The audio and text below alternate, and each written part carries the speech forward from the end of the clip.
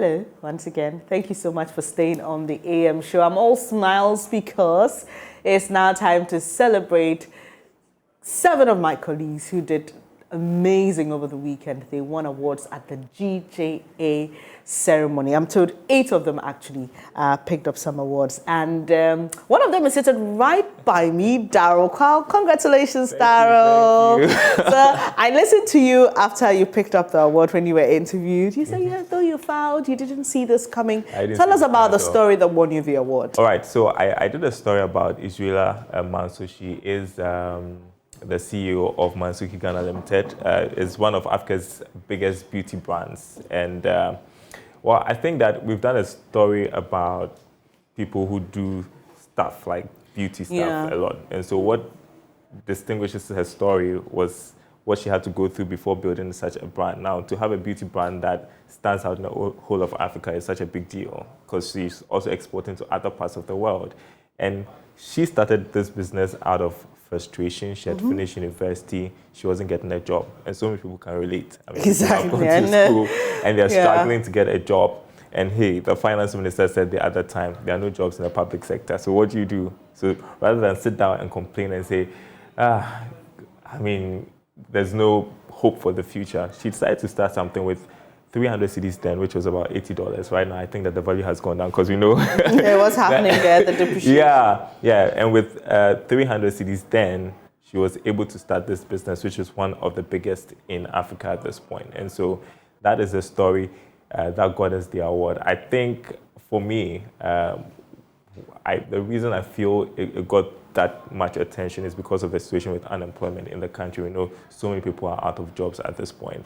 And also, I feel it's also an endorsement or a recognition of the work that we've done with the Joy Business Van over the years, telling the story of small businesses, especially around this time. It's difficult to run a business. So, I mean, the sort of visibility we give them, the sort of platform we give them to tell their stories and to also inspire others who want to do something similar to do so, I think is recognition of that work that we have done. Yes, and if you don't watch Joy Business Van, you need to watch that really wonderful, tremendous, peculiar stories of entrepreneurs right here in Ghana who are braving, the odds. They are just pushing down every hurdle and doing what they know how to do. You could be a good marketer. You could be a good marketer.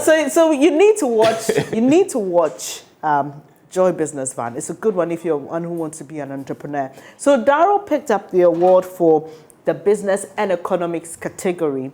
Multimedia picked up 8 awards. 7 of my individuals picked one. Newsfire won an award. That's what adds up to 8. But one other person who picked up an award, Manuel Kranting, my colleague, he was awarded the Komla Dumont Most Promising Journalist Award.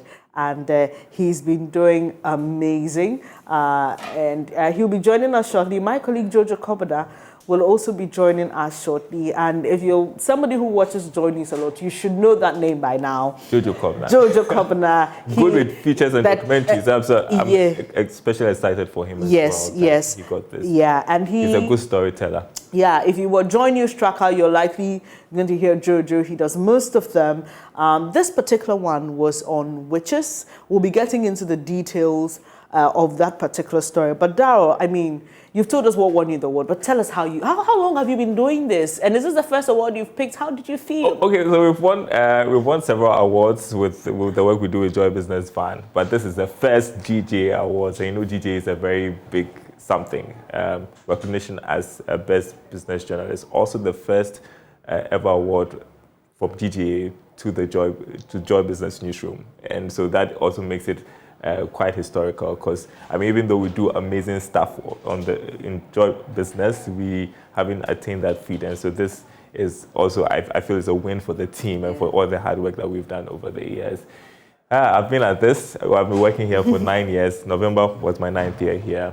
And I remember, I don't want to get emotional, but it was Kwashi who got me this job. He called me, said he wanted to give me a job and said, I want you to do business reporting. Then I told him, I've not done anything business reporting anywhere else. I don't think I can business is not actually your niche. I thought you came in as a business reporter. Not at all. And so I was just wondering how I was going to survive this field of business, but he told me, I know you can do it.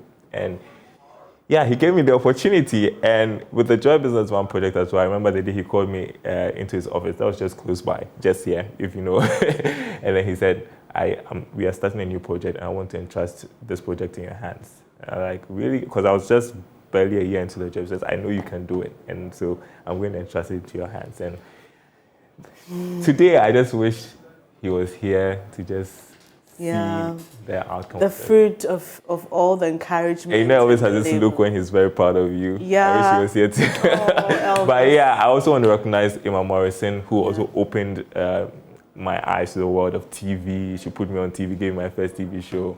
She always had my back. All my amazing bosses, Fifi Kumsin, Charles Nexinyaboa, KOP, everybody. It's been quite a journey. It's a tall list. Yeah, and every day we are learning something. Like, I don't claim to know everything about our business, but it's been a learning process and I've grown over time. And I believe that these people have been instrumental as well. All right, so you just heard him mentioning all those who have helped him along in this journey. He mentioned one name, Elvis Kwashi, and there's somebody who also mentioned Elvis Kwashi, even though he was not here in person to pick up his award.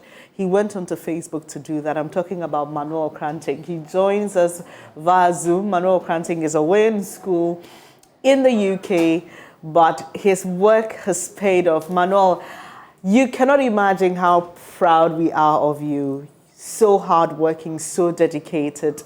Well done, congratulations. I know.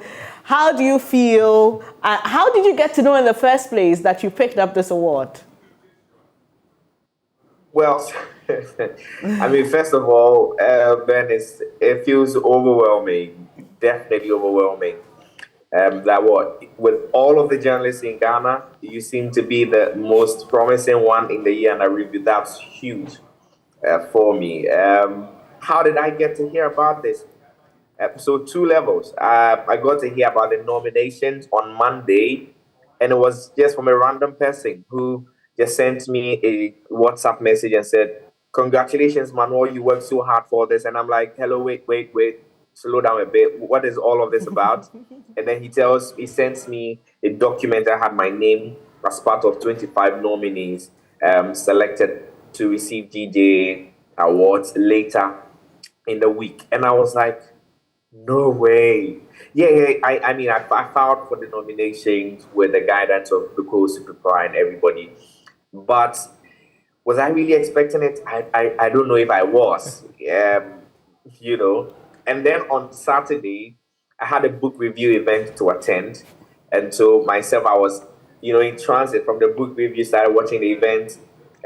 In the bus, continued watching, and then until I got into my room when I eventually saw that I had won the award. It's overwhelming. It dates way back to somewhere in October 2020 when Elvis called me into his office after I'd done one story and then said, "Look, you must win this," and his inclination was that I had something, even at that point, I didn't know that I had, and he thought that we should grow that thing that was in me. And so, I mean, he will guide you. You're tired.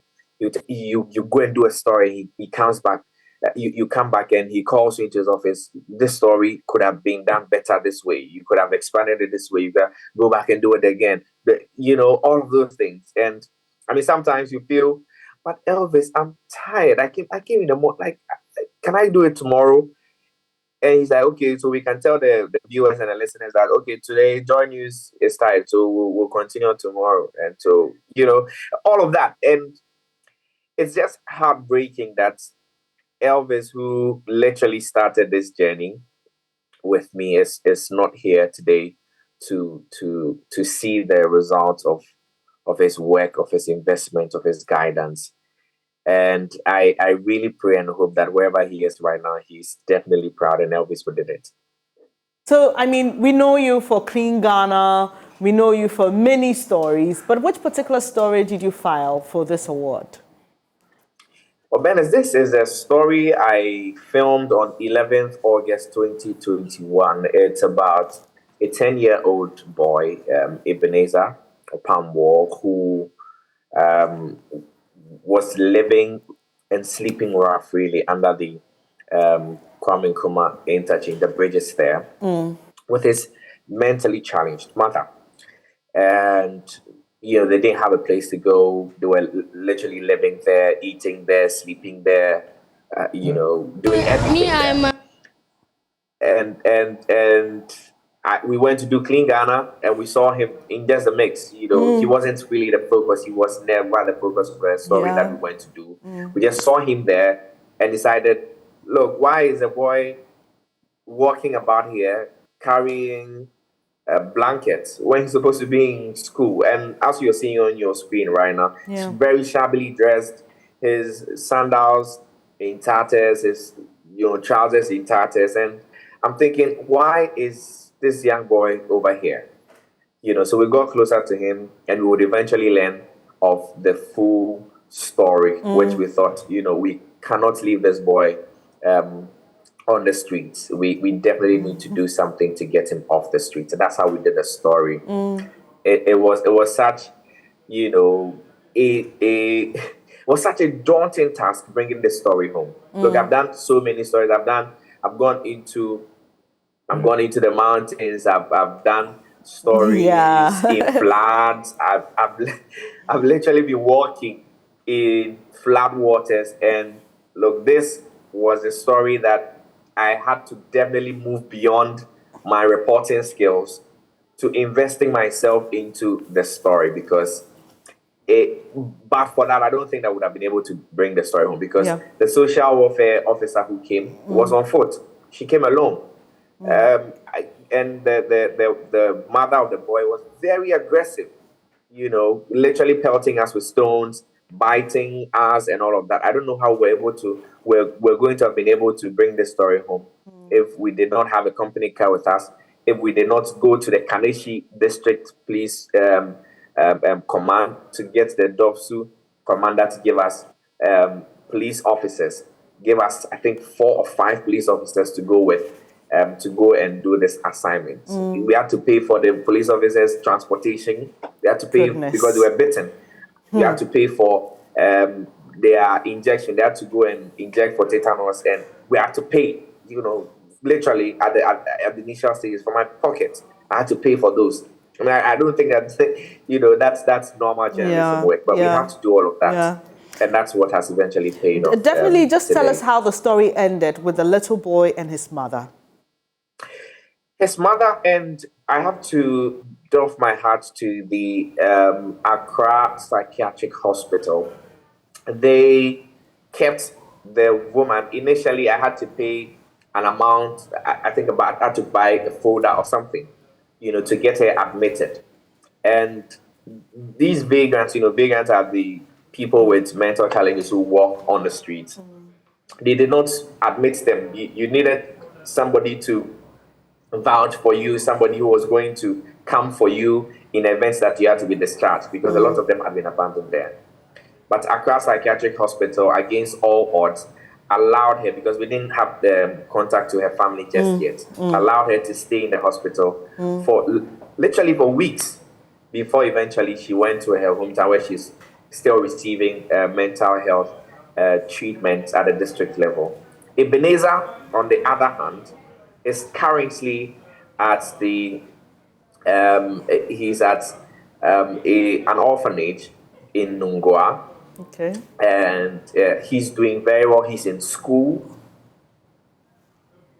He likes math. That is his best subject. He likes to do it. He likes to crunch numbers. And he tells me he's really, really happy that he now has other kids of his age to play with, to talk to, generally to be a kid. 10 years old. Now he has the opportunity to live like a kid and enjoy his childhood. And that, for me, really is a real award, even beyond the plaque and the citation that we got over the weekend. That Ebenezer is now doing very well, and he's very happy.